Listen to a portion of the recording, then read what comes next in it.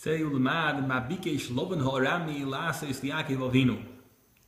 After telling us previously in V'hisha Amda that b'chol dor v'dor imdu aleinu l'chaliseinu, that in every generation there are those who desire to annihilate the Jewish nation, the Haggadah illustrates this by telling us that even when the Jewish people consisted of only Yaakov Avinu and his family, already Lavan ha'arami, who was actually Yaakov's uncle and his father-in-law, desired to wipe out Yaakov and his entire family. The Haggadah then continues with 4 psukim from Pashas Kisavai, which contain both this idea that Lavan tried to destroy Yaakov and his family, and a summary, very short and concise, of the story of the slavery of the Jewish people in Mitzrayim and of their exodus. The Haggadah breaks down these 4 psukim into small segments and expounds upon them, explaining their meaning and their significance. We begin with Arami Oived Avi, which the author of the Haggadah understands that Arami Oived Avi is referring to Lavan, who was from Aram. Arami Oived Avi, he attempted to destroy, to annihilate Avi, my father, Yaakov Avinu and his family. Subsequently, Vayered Mitzrayim, Yaakov Avinu went down to Mitzrayim, Vayogar Shom b'msei ma'ot, and he dwelled there in a small number. There was only 70 people in Yaakov's family when he went down to Mitzrayim. However,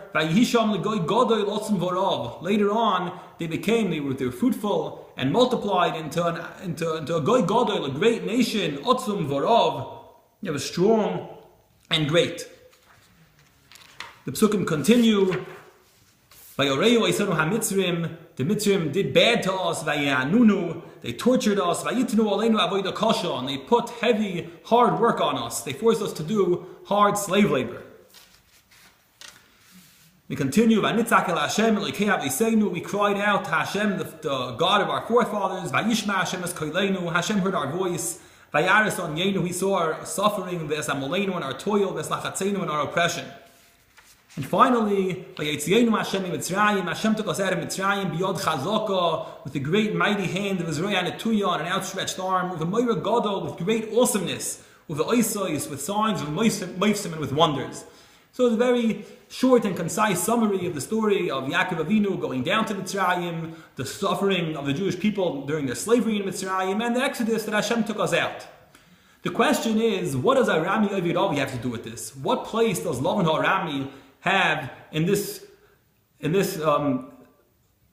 story of going down to Mitzrayim?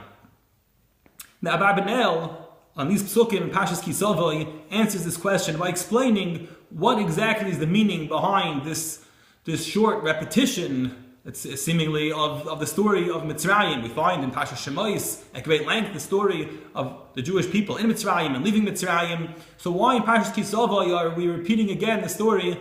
What can we draw, what can we take out from this repetition of the story of the Jewish people in Mitzrayim? The Abarbanel explains that if we look at the story of Yaakov Avinu, we'll see Yaakov Avinu, he went to Lavan's house. Lavan was his uncle. He ended up marrying Lavan's daughters, both of them. So one would have thought Yaakov Avinu would have a great life. He could sit back and have a great vacation, and life would be very easy for him. He was by his uncle. He had a relative there. He shouldn't have any problems. But no, that wasn't the case. Oived Avi.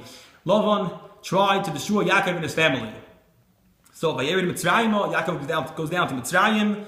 Even there, he wasn't anything great. It was only a small amount. There were only a small number of people there. And even they grew into a great nation. One might think that now they would have things easy for them. They'd be able to control what went on. They would be officers and wealthy people. But that wasn't the case. The Egyptians, they tortured them.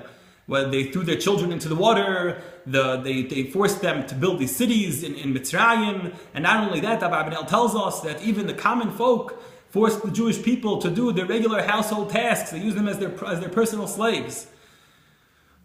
So again, first the relative, he didn't help us. And then when we come down, we're a great nation, we're numerous. That didn't help us either. So what happened after that? What did help us? What brought about the redemption? What brought the Jewish people finally to their glory? When the Jewish people cried out to Hashem, Hashem saw their suffering.